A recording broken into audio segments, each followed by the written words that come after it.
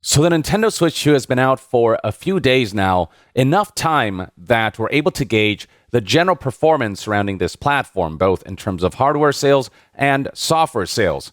Now, when it comes to hardware, the Nintendo Switch 2 is selling phenomenally well. It's broken records for the fastest selling console of all time. Nintendo has confirmed on June 11th, 2025, that the Switch 2 sold over 3.5 million units worldwide in its first 4 days. Like, it's not even close when it comes to the previous record holder, PlayStation 4. That console sold 1 million units in the first 24 hours, but within 4 days, it did not manage to sell 3.5 million units. So yeah, the Switch 2, high demand. Nintendo was able to provide enough supply for people to get their hands on the new console.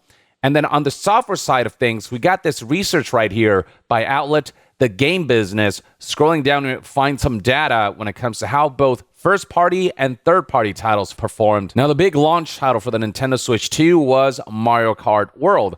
And it should come as no surprise that this game is a huge hit for Nintendo. So, for example, you can see statistics right here of how 62% of physical Switch 2 game sales were from first-party games, so basically Mario Kart World, and that's excluding the actual Mario Kart World bundle. If you include that, the percentage is significantly higher. So in the UK, for example, 86% of Switch 2 physical game sales were from first-party games, including the Mario Kart World bundle. So a vast majority of people who bought a Switch 2 bought Mario Kart World with it. And given the universal appeal that Mario Kart has, even among casual gamers, it was smart of them to launch with a new Mario Kart game. But when it comes to third-party games, that's a whole different story. The Game Business confirmed from their research that most third-party Switch 2 games posted very low numbers, with one third-party publisher stating that the numbers that they saw were way below their lowest estimates. It was also confirmed that the best-selling third-party game on the Switch 2 was none other than CD Projekt's own Cyberpunk 2077. This is a game that, while at launch was rough, over time has garnered a lot of praise because of the way they fixed the game and all the content that they've added and the overhauling of various aspects that needed tweaking that turned the game around in a way that happens very rarely. And seeing the complete edition come out on the Switch 2, it run fairly well for a portable console that's as small as it is. And for it to have a full physical release where the entire game data is in the cartridge instead of this whole game key card situation, all of that has paved the road to a lot of people wanting to test out the game on the Nintendo Switch 2.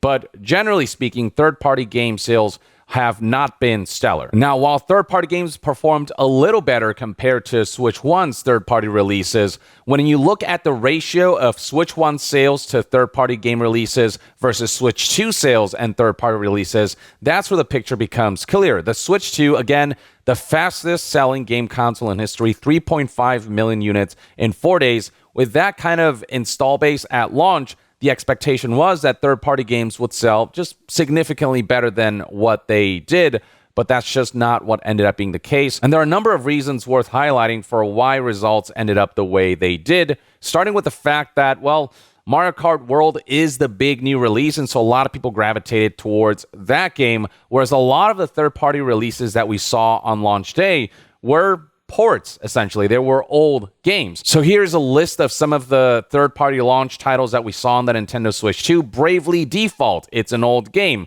You've got Room Factory Guardians of Ozma. This is actually a new game, but it's also available on the Switch 1 and other platforms. It was not a Switch 2 exclusive. Split Fiction. It's a game that we've already played or it's seen a release on other platforms. Final Fantasy VII Remake. There's also a port. Street Fighter 6 is a port. Civilization 7 is a port. Cyberpunk itself is a port. Hogwarts Legacy, Yakuza 0, so on and so forth. These are all games that, for the most part, we have seen released on other platforms that people likely already own on other platforms, with the appeal of getting it for the Nintendo Switch 2 being the portability aspect. But there's also the fact that people have bought, portable gaming PCs like the Steam Deck and the ROG Ally X. So if they own that stuff on their Steam library and they've bought those kinds of PC portable hardware, then you get a situation where there's not a whole lot of reason to double dip into Nintendo Switch 2 versions of these games. There's just nothing in the way of brand new Nintendo Switch 2 third-party games that make third-party releases enticing enough for them to do significant figures. Another potential reason that the game business highlighted that I do agree was likely on some level a significant contributor was the fact that Nintendo did not allow media to do early Switch 2 reviews, and in turn, they didn't allow a lot of media outlets to review those third-party games on the Nintendo Switch 2 and essentially, put articles out there that would allow people to know what games are coming out and, be informed about the quality of those releases. Interest surrounding third-party games was just, it was an uphill battle because of the lack of coverage that Nintendo paved the road for. So I think that's one area where Nintendo kind of shot themselves in the foot. It's also worth keeping in mind that the Nintendo Switch 2 is backwards compatible, so that means that you can get Mario Kart World, and then you still have a huge library of games from the Switch 1 that you can choose from, which kind of dilutes attention away from the third-party releases that came out for the Nintendo Switch 2 specifically, because there are just so many games you can play on the Switch 2 that were built for the Switch 1, combined with the fact that the Switch 2 releases are mostly ports, and that just makes it just less interesting to get third-party games at this stage. And then a potential influence is the fact that people are turned off by the concept of game key cards, which are physical releases that don't contain the data in the actual cartridge. The cartridge itself just contains the key, essentially, to be able to access the game, but the game itself, the data, has to be downloaded from the internet, which defeats the purpose of a physical release that gives you some semblance of ownership where all of the data is on the physical media, so that you are able to preserve the game. And so that way in the future, when servers go down and when you're not able to re-download stuff, you don't lose access to those things because the data is in the actual physical media and you're not relying on the servers of the company who are providing the service. The game key cards essentially have an expiration date, whereas actual physical media where the data is housed in it does not. The only expiration date there is just your ability to take care of the physical media itself. As long as that's there, you can keep that game forever and you have access to it. So yeah, game key cards are essentially just digital game downloads with an extra step. It's just kind of an inconvenience and something that people are not about. It's worth noting that a lot of people do download digitally. It's a lot of like the hardcore fans and gamers who really push for physical media, but the general masses, the world is becoming more and more digital, and people are kind of leaning into the convenience of just being able to download stuff and not having to rely on a physical media that you have to like put into your console and stuff like that. And so Daniel Ahmad, for example, here analyzed this whole situation, and this is not him endorsing game key cards. It's just kind of expressing the reality of how the masses, for the most part, don't care as much about this aspect, and this is not the number one reason for why third-party games are not selling well currently on the Nintendo Switch 2. A lot of people are saying that Cyberpunk 2077 being the number one best-selling third-party game on the Nintendo Switch 2 is no surprise, given the fact that they don't do game key cards and all of the game data is contained within the cartridge, and that might have positively influenced people's purchase of that game. And I do think there was some positive influence there, but it wasn't the only reason. Cyberpunk 2077 just generally tends to be a bestseller on any platform. So the fact that that sold more than other third-party games on Nintendo Switch 2 is no surprise. And even then, the margins aren't significantly different from other third-party releases. So for example, right here, Daniel Ahmad, who is also an analyst in the games industry, notes that Mario Kart World was the game to buy for Nintendo Switch 2 with an 80% attach rate. Even with Cyberpunk 2077 being the best-selling third-party game, its attach rate and the individual attach rate of all third-party games was less than 5%.